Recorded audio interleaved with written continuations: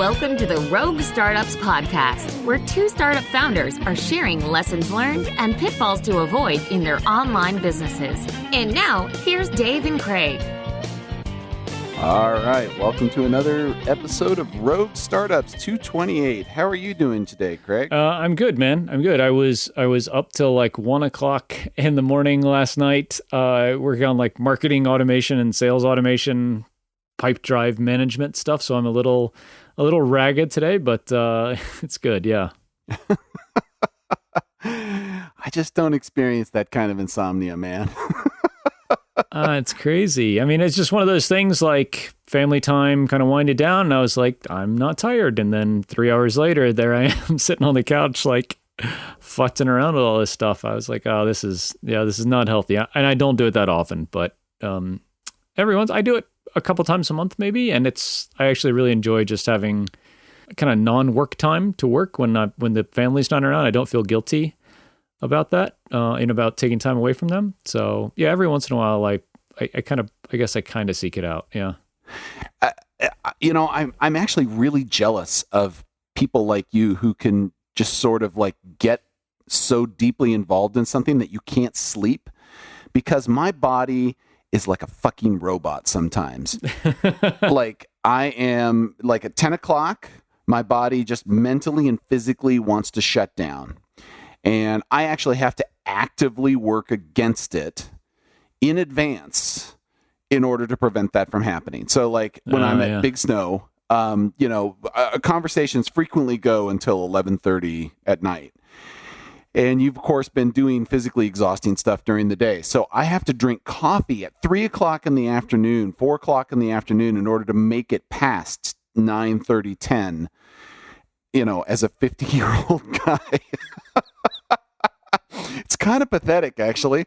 But, it's like the fact that you've got that energy and you can do something with it, is very, it's amazing to me, because I've never been able to push past that. Like, I never was able to successfully do an all-nighter in college. I pulled it one time.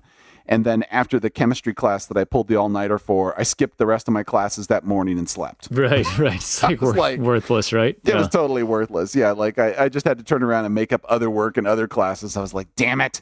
Mm-hmm. So it was totally not worth the effort I ended up putting into it. But, that's amazing. That's amazing that you can do that. Yeah, I don't know. I'm not definitely not Superman. I pay for it, but I actually do enjoy it. Like I just get some quality time with myself and in my automations. It's nice. Yeah. There's a phrase that will never be uttered again. Some quality time with my automations, How about you, man? I mean, I know that our kind of announcement episode of you selling the plugins went out as we're recording this. So how are things, a week after the sale, things kind of sinking in at this point? We are fully signed, sealed, and delivered at this point. The wire transfer hit my bank yesterday. And, I went running upstairs to show my wife the balance in our bank account. And she's like, cool. And that was it. It was over. And good kind of job. Like that, I was like, okay, well, all right. One thing that has been kind of odd so let me just reiterate what I kind of said in the last episode, and that is everything was smooth. I mean, there was literally no part of this transaction that did not go without a hitch. There were questions that were being asked. The questions were fair. I answered the questions. Things proceeded to the next step. Like, that was just the way it happened all the way along. So, I mean, I cannot overemphasize how glad I am that Steph and Steve and Syed ended up buying this, because they just made it super smooth. You find the right buyer, the whole thing goes like clockwork. So that's the one thing, we took from the last episode, right? Since then, I thought there would be some aha moment, some celebratory high or sense of relief or something. I've had nothing. I mean, there was the moment I had when I showed my wife the wire transfer, and we celebrated with opening a nice bottle of wine, but that was it. Like, there wasn't this overwhelming euphoria. There wasn't a sense of relief. There wasn't there was a small tinge of nostalgia when I shut off my email accounts, like I mentioned last time, but that's it. That's it. It's like, okay, you're moving on to the next phase here.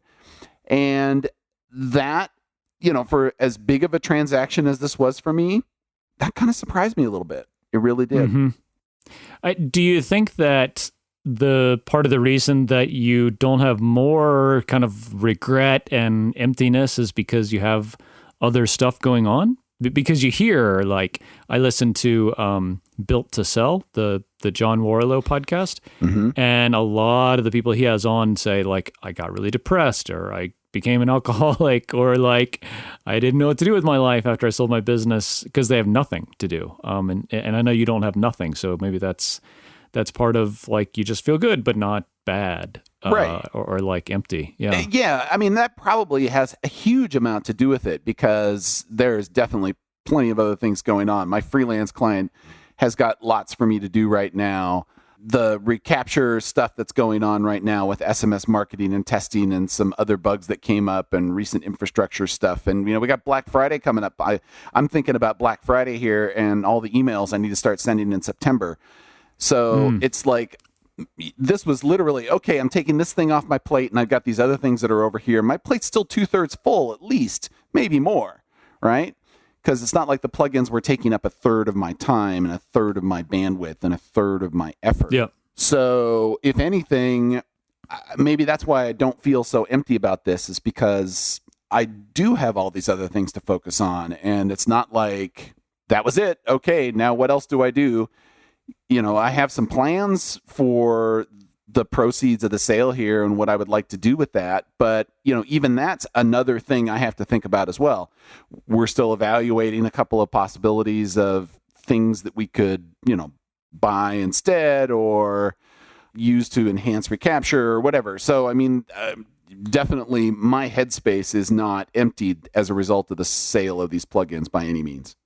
Yeah, yeah. Well, I'm glad you're not sad or have regret about it. I think that's the only one that you wouldn't be able to easily fix. If you're kind of neutral, that's great. Happy's obviously good too, that like you're glad to have it off your plate. There's probably more of that than you realize, but it doesn't sound like there's any regret, which is great to hear. Yes, I can say with great confidence, I have 100% zero regrets on this sale. It went to the absolute right people, and I'm so happy that they've got some strong plans for it. They're going to be better for the customers and better for my team and just better for everybody. So yeah. Nice. Yeah. Nice. Yeah.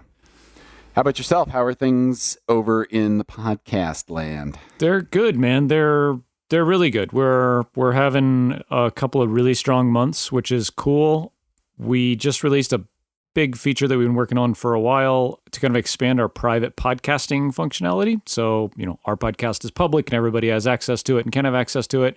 And we've had private podcasting for a while with just like a single private feed. And we added the ability to invite individual private subscribers within Castos. So, think about you're a company and you want to invite your team members to a private podcast, or you're a course creator and you want to invite students to a private podcast, or your membership site and you want to invite your members to a private podcast. So that's all possible now.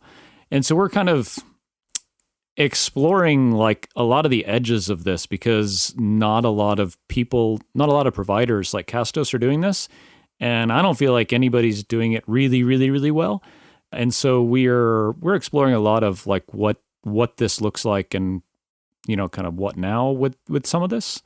So it's pretty cool to see like a different part of the ecosystem, different types of customers we're talking to and use cases and things like that than just kind of regular publicly available podcasts. So it's cool to have a really big feature we've been working on for a while out there now, and then kind of looking at what's next in that respect has been cool and kind of reinvigorating from a product perspective.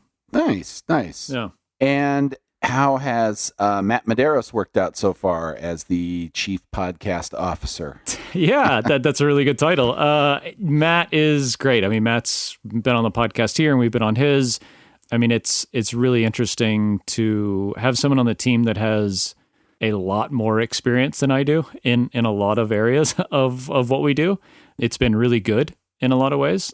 it's been challenging, like kind of to me personally in some ways, in a good way, not like we have a hard time getting along or anything, because we don't, because we're both like podcast sales guys. So it's like in a lot of ways we're really similar, but I mean, basically having somebody that is a real super A player come in and start asking a bunch of questions about how we do stuff, and where's this and why do you do that and how's this set up, and you're like, wow, I I feel like shit sometimes, because I mean, we're a successful business, but I still feel like we suck at a lot of the stuff we do. And so it's just kind of come out with a lot of stuff Matt really wants to make better. And we can do a lot of those things and we can't do a lot of those things because we don't have $10 million in the bank. So, well, it's good to have somebody there.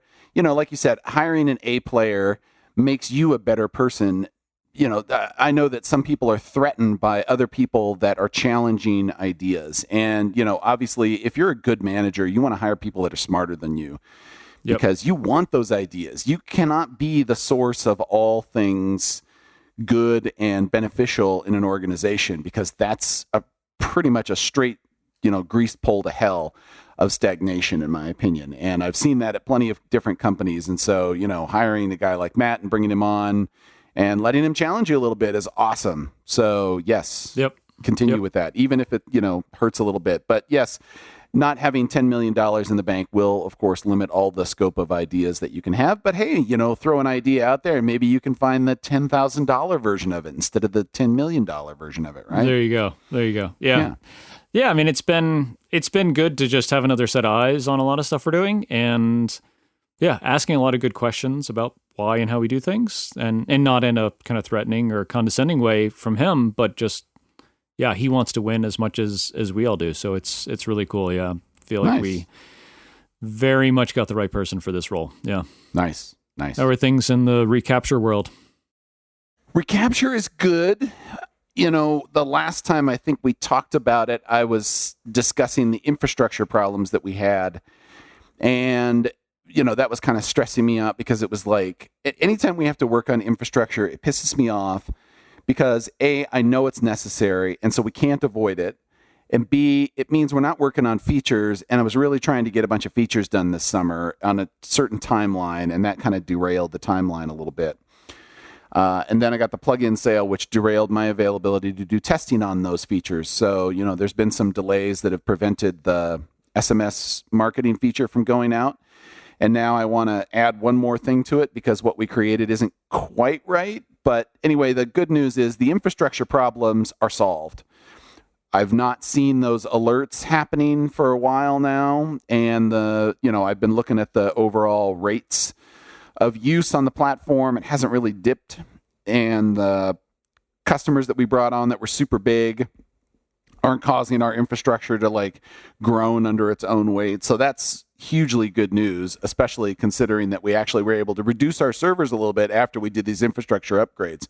So did you finally get auto scaling? Is that the improvement? No, we didn't do auto scaling. We did, you would think we would have done this a while ago, but the original setup didn't have reverse proxies built into it. So each of our web tiers should have had an Nginx reverse proxy sitting at the front of it. Instead, we just had the node process handling all the traffic coming into it. And anybody who knows anything about infrastructure is now currently doing a facepalm going, Dave, you should have known that.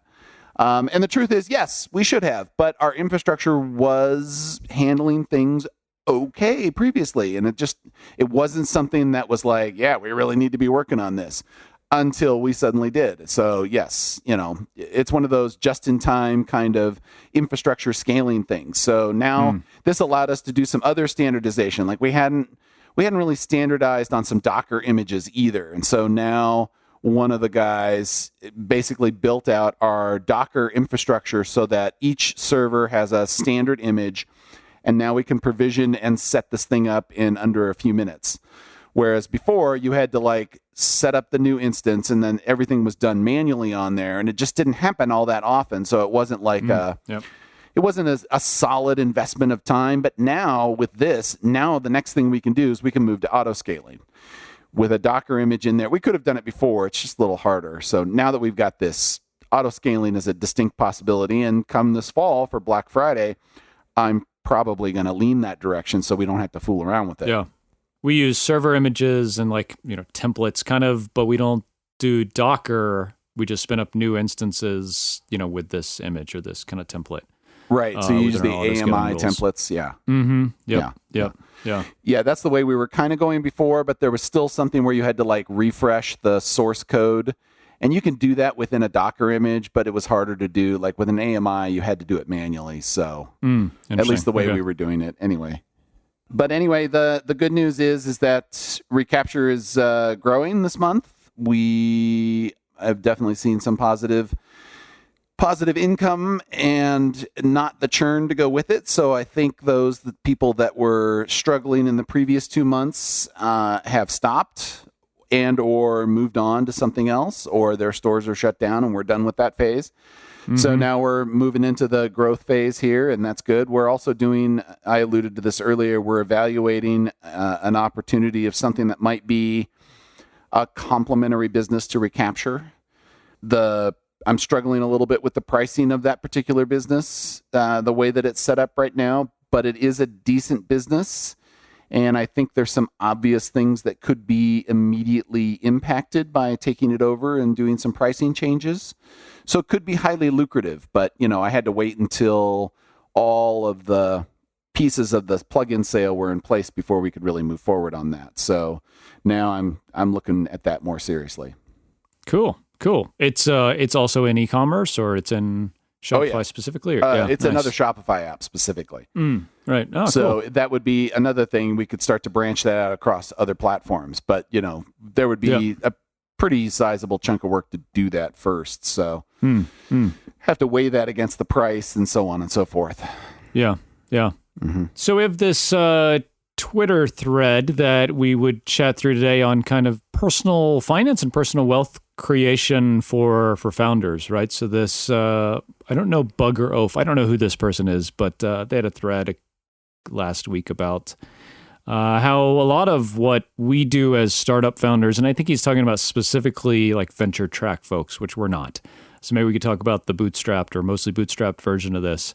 I think the essence that I get out of the thread is that so much of your wealth is tied up in your startup, and you aren't paying yourself a market rate. You're really not worth that much until some kind of liquidity event happens. And that a lot of startup founders kind of think they and their startups are so important that they don't need to pay themselves and kind of financially take care of themselves as they're going. And they're all kind of shooting for this exit as the reward for all this hard work they're doing, and how that's a bit short-sighted. And does that get close to encompassing what you think he's talking about here, Dave? Yeah, I think the core part of his thesis that I wanted to kind of focus on that I thought was more relevant to bootstrappers is that, he said that startup founders do not understand risk mitigation in their personal lives.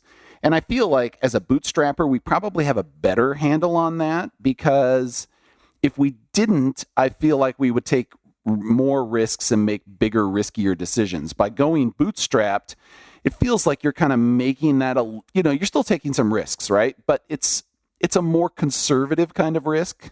If that's an oxymoron, right? A conservative risk. But I mean, you kind of get the notion of what I'm saying. If you're trying to shoot for the moon and you get millions of dollars in funding and the whole thing crashes and burns, that's a huge risk.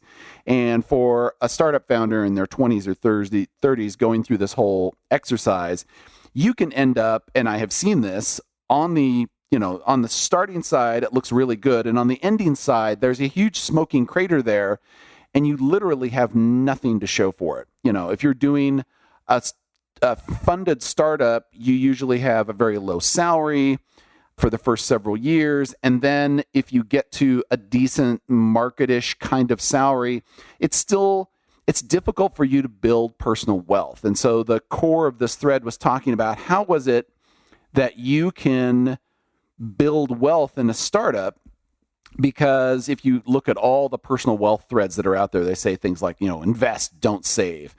And becoming a startup founder is very antithetical to doing that.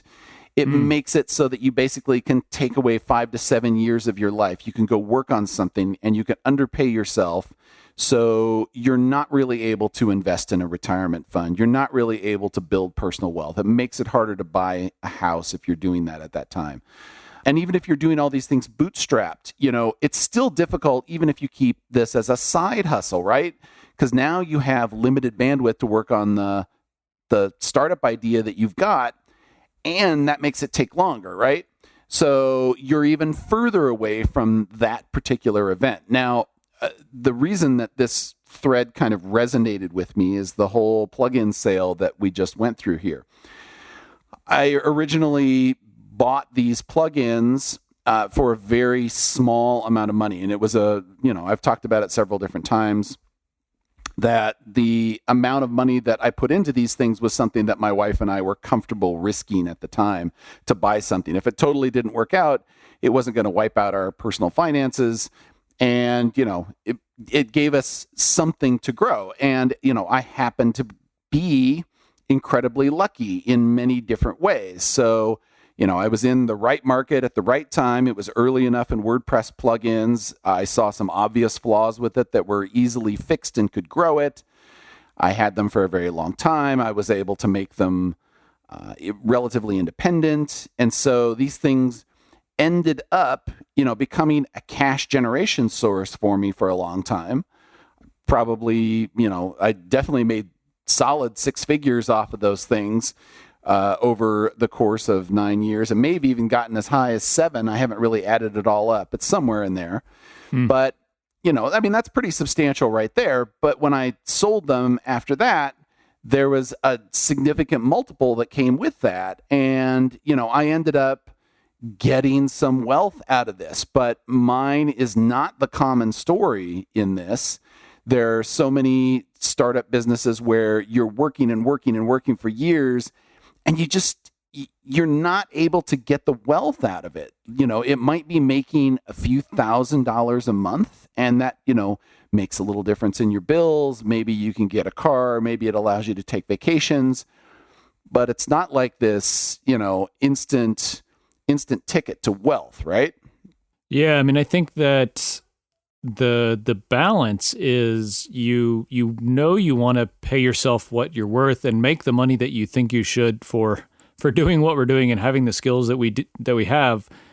But every dollar you pay yourself is a dollar you can't reinvest in the business to grow it, to make it less risky and more stable, and to exit with a higher number and probably a higher multiple. If you get over $1 million in revenue, annual revenue, your multiple is higher kind of automatically.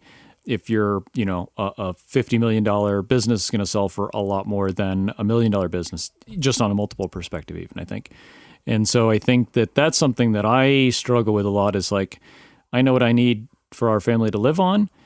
If I pay myself really any more than that, it's a little silly in the kind of medium term because my business really is probably one of the best investments I can make. I don't know where I would go put this extra $1,000 a month that I could pay myself, that in the next 5 years I could get a, 100-time return or something that I could potentially get on putting that towards marketing or hiring a developer or whatever.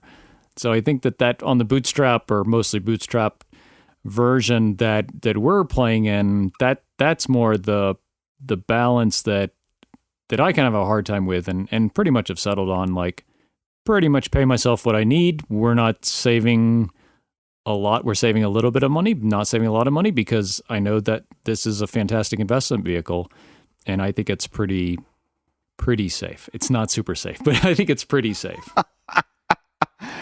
Yeah, the whole safety thing is definitely relative, right? Like, it seems like as bootstrappers, we have a greater awareness of the risk that's going on. In 20 some odd years of consulting, the funny thing to me is that people still view their jobs as incredibly safe. But me as a consultant, I've always viewed mine as very tenuous. And the truth is, they're both about the same. If you're doing a good job as a consultant and you're doing a good job as an employee, your job is about at the equal amount of, you're at risk the same amount, in my opinion. And, if you suck as a consultant, you're going to get kicked out. If you suck as an employee, you're going to get fired or laid off. So, the whole notion of what that risk is very opaque to people that are employed all the time, I think.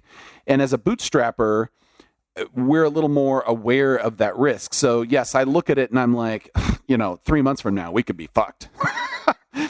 And I'm constantly thinking that. That's been a consulting mindset that I've had for years. Oh, well, if I don't get this in three months, we're fucked, Yeah.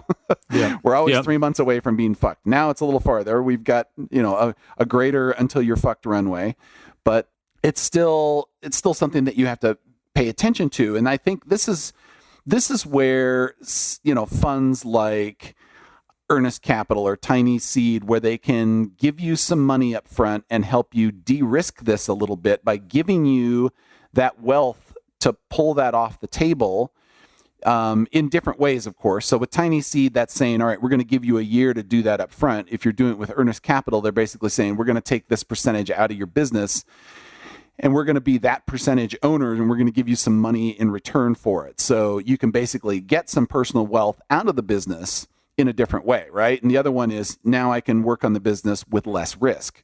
And I would say that even between those two right there, there's still the consideration of how much do you have to keep investing in the business to keep that growth humming along until you're able to pull out a market salary. Right. That's the thing that you alluded to earlier. I know what I have to live on. And so that's the part that you take out.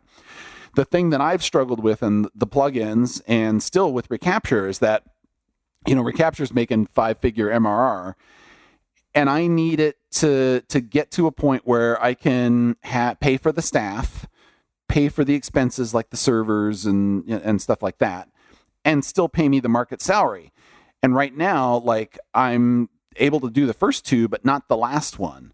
Mm-hmm. And if I'm not continuing to reinvest into the business through paid acquisition and marketing things and, so on and so forth, then I'm sacrificing growth to try to pay myself on that. So there's definitely a balance. You got to, it seems like anything below 20K MRR is kind of tenuous as a business. You can pull money out of it, but either you're just on an automatic growth trajectory and you don't have to do any work to get that further, or you're just not planning to grow it bigger than that. But, until you hit that 20K, I don't feel like you've got enough, you don't have enough resources to kind of reinvest into the growth engine and continue the maintenance of the thing and consider anything else until that point. So there's a huge amount of risk that goes into that. And I think that's a struggle, because how many businesses don't make it to that point? A lot, right? Yeah. Yeah. I mean, I think a lot of people say, oh, I want to get to 10K MRR and that's the point where I've really got something. And I agree that that's where you probably have a pretty good degree of product market fit, but the business is not really viable until, I agree, 20, 25K for you to pay yourself what you're worth and have, say a developer, a marketing person, and a support person, which I think is kind of the bare bones that you need to be able to continue to grow. And so you got to pay all those people plus your infrastructure and taxes and your salary. And I think back about, some people that have been really transparent about this. So I think we've heard Rob Walling talk about the amount of money he put in personally to fund Drip was significant. You hear Nathan Barry talk about with ConvertKit, he didn't take a salary until they were at 50K, I think, if you listen to some of his interviews. Yeah. And the fallacy of I'm a developer, I can build this thing and just make it go without anything else, I think is very rare, I'll say. It can happen, right? Josh Pigford maybe is an example of that, with Baremetrics. But I would guess if you look at his road to being kind of self-sufficient, even for himself as a solo founder, it was probably pretty long, even though I think he was in the right place at the right time in a lot of ways. Yeah. And then even after that, once you're self-sufficient, the business can kind of operate on its own without you having external funding of some sort. The decision of where to allocate those next dollars, I think, is really hard. When do you need a developer? When do you need more support? When do you need marketing? When do you need ops? When do you need these things? And those are a lot of decisions that we're making right now because we're profitable, and we get profitable, and I look at my bank account and I say, that's great, but like that money is not doing me any good just sitting there. Like, let's put that puppy to work. And so those are hard decisions because it's still not enough money to really go crazy with, like not like raising 10 million when you can just go hire a team of this and a team of that. So. Right. And it's kind of funny to hear people talk about, and I do this myself. I don't want to disclude myself from this conversation, but, you look at your MRR. So let's just throw out some numbers here because this is really easy. If you're making $10K a month, that's $120K annual recurring revenue. So if you're doing standard SaaS multiples, assuming that that's 10K of profit, right? Not just 10K of gross revenue, but 10K of profit, then that is anywhere between a selling price of $360,000 at the lowest for low growth to, maybe $480,000 or possibly higher than that for high growth, $600,000, right? 5x. And that only matters if you get the sale. And then, it's always the question of what do you do after the sale, right? If you don't have a recapture to put that something into or work with, or you're not doing something else, you're not just going to sit on that money and retire because $600,000 isn't enough for anybody to live off of for 30 years. So, you have to constantly think about where does this get invested and what are you going to be doing with it next? And, unless you get a multi-million-dollar retirement or you're going to move to like the bush in Alaska where $600,000 could last you a lifetime. Yep. It's a consideration. But anyway, these are the struggles I think that we have as bootstrap founders, and the notion that somehow our businesses make us rich, because in truth, I don't feel like they do. And even when you get that equity event, it comes with a lot of other caveats and asterisks. And I do think the other part of this is I think that we all have a decision that we can make to say, I want to, kind of put myself first and pay myself a lot as the business goes. And if I can exit also, that's fine, but I'm going to value my personal income and wealth now, and I'm going to pay myself $20,000 a month instead of only pay myself, 5 or 8 or 10 and put the rest of it back in the business to hope for a big exit at the end. And, in the former, kind of running a lifestyle business, quote, if you will. And I don't think it's wrong. I think that's a decision that's super personal, like for you and your risk tolerance and kind of what you want to need, a little bit of like the space you're in and the other things going on in your industry, and kind of where you see that going and changing in the next, medium term, a couple of years, to say like, okay, I'm going to sacrifice some income now because I think it's worth it to keep it in the business and have the business grow and be more successful, or this business is not going anywhere anytime soon, like this industry. I'm an accounting app. I can, survive just like this for the next 500 years. I'm going to make the money while I can. I think in some of those cases, that's more right. I don't know. Yeah. Yeah. There's no right answer to this, right? Yeah. It's all about what values you have, what needs are you sitting on top of right now that are just absolute must-haves as opposed to want-to-haves. So, yep. And I would love to hear from everybody else. What are your thoughts out there? Do you think that, it's easy or hard to build wealth as a single founder startup? Send us an email, podcast@roguestartups.com. We'd love to hear your opinion on that. And as always, our one ask, if you feel like our podcast has benefited you and would be valuable to somebody else, please share it with them. And if you have a chance, give us a 5-star review on iTunes. We always love to hear from you. Until next week. Thanks for listening to another episode of Rogue Startups. If you haven't already, head over to iTunes and leave a rating and review for the show. For show notes from each episode and a few extra resources to help you along your journey, head over to roguestartups.com to learn more.